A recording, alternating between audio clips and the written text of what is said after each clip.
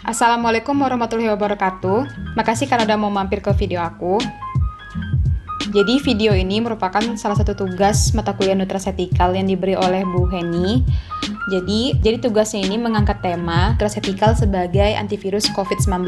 Kita mulai aja videonya ya. Jadi di tahun 2020 ini kita semua digemparin sama coronavirus atau COVID-19 yang ground zero atau tempat penyebaran awalnya berasal dari Wuhan, China.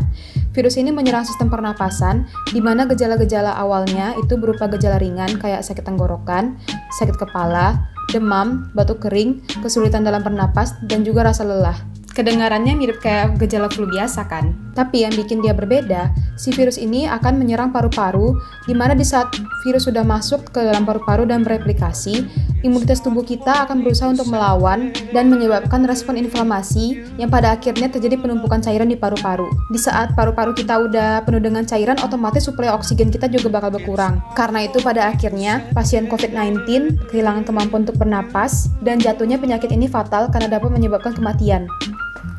Kemampuan virus ini untuk berpindah ke setiap individu sangat cepat. Oleh karena itu, kita dianjurkan untuk melakukan social distancing dan tetap di rumah agar virus ini tidak menyebar. Lalu, apa sih itu nutrasetikal? Jadi, secara singkatnya, nutrasetikal adalah makanan yang kita jadikan sebagai obat. Jadi, kita memberi nutrisi tertentu dengan harapan tubuh kita dapat mengobati dirinya sendiri dari suatu penyakit. Sifat nutrasetikal ini mengarah kepada pencegahan dan perspektif ke depannya, bukan hanya sekedar mengobati atau mengatasi masalah. Contohnya yaitu minum vitamin supaya kita nggak gampang sakit. Lalu, apakah ada nutrasetikal sebagai antivirus COVID-19? Berikut akan dijelaskan melalui video ini.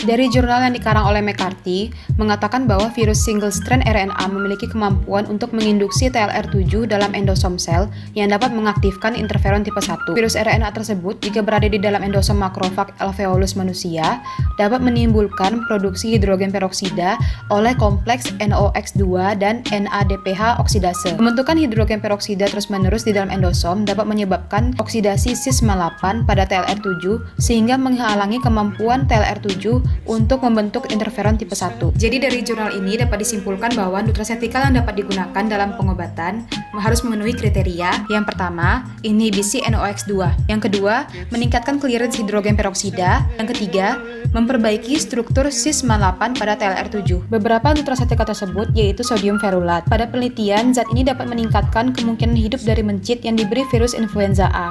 Hal ini dapat disebabkan oleh efek induksi HO1 atau hemeoksigenase 1 yang dapat menghalangi aktivitas NOx2 NADPH oksidase. Yang kedua, vicocyanobillin dalam spirulina menunjukkan inhibisi NADPH oksidase melalui mekanisme induksi HO1 juga. Hal ini dibuktikan dengan pemberian ekstrak spirulina terhadap mencit, menurunkan tingkat kematian mencit yang diberi virus. Dosis yang dianjurkan yaitu 15 gram spirulina atau 100 mg vicocyanobillin. Yang ketiga yaitu selenium. Pemberian 50-100 mikrogram selenium terhadap mencit memberi kekebalan lebih jika dibandingkan dengan mencit yang tidak diberi selenium. Pada tikus yang tidak diberi didapati peningkatan laju mutasi virus menjadi lebih patogen. Selain itu, ada beberapa nutrasetikal lainnya dalam jurnal yang tidak saya jelaskan secara rinci karena keterbatasan waktu. Karena itu akan saya tampilkan tabel dari jurnal tersebut.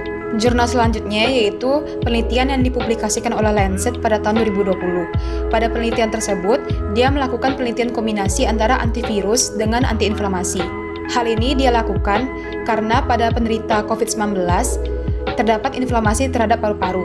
Sehingga kombinasi antara si antivirus dengan si antiinflamasi itu dapat meningkatkan tingkat kesembuhan pada pasien. Dari hasil penelitian tersebut, didapat 3 obat dengan efek antiinflamasi yang kuat, yaitu baricitinib, fedratinib, dan ruxolitinib, di mana diketahui ketiganya memiliki mekanisme kerja sebagai inhibitor JAK atau Janus kinase. Pada dasarnya, Janus kinase melakukan sinyalisasi melalui 3 protein utama, yaitu reseptor permukaan sel, transducer sinyal, dan aktivator protein transkripsi atau STATs.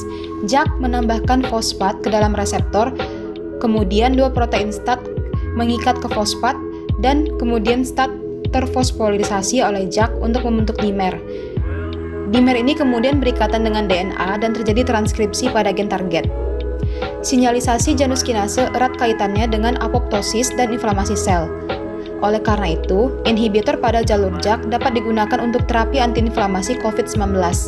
Jadi beberapa nutraceutical yang dapat digunakan sebagai inhibitor Janus kinase yang didapat dari beberapa penelitian, yaitu pada penelitian Lin tahun 2014, didapatkan kukurbitasin dapat menghambat fosforilasi JAK2 dan STAT pada sel A549, di mana sel A549 sendiri merupakan sel adenokarsinomik sel epitel alveolus manusia.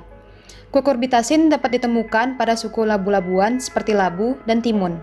Selain itu, dikutip dari jurnal yang ditulis oleh Martin, terdapat beberapa buah dalam keluarga Myrtales dan Rosales yang diketahui mengandung elagitanin yang dapat bekerja sebagai inhibitor kinase. Dari data penelitiannya, buah delima dan stroberi memberikan hasil yang paling kuat di antara semua buah. Dapat dilihat dari grafik berikut.